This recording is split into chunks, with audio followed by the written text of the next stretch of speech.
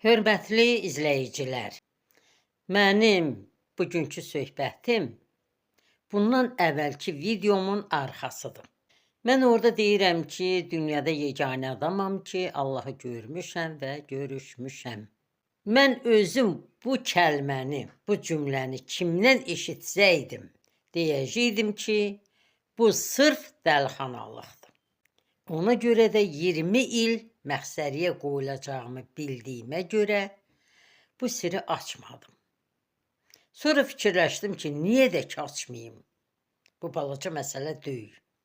Bu nə yuxu deyil, nə şeytan anlatmaq deyil, nə psixi pozğunluqla əlaqədar söhbət deyil. Özüm tibb işçisi olmuşam, tibb anlayışım da pis olmayıbdır, nə mən uşaq deyəm. Güzgüdə özümdə az da olsa psixoz sifət görürəm, amma onunla əlaqədar söhbət deyil. Yenə deyirəm, bu bir həqiqətdir.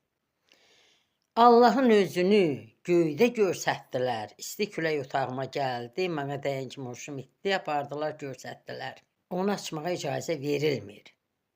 Amma həyatımda 2 dəfə Allah mənlə görüşə gəlib, saldat cildində yerə düşüb.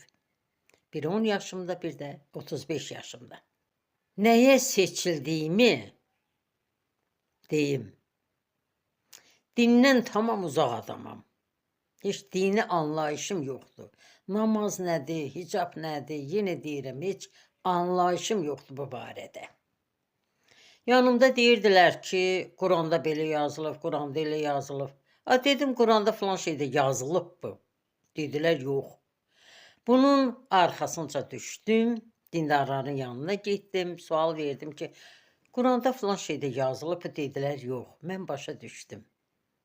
Bax, bu siri tapdığıma görə Allahın seçimi olmuşam.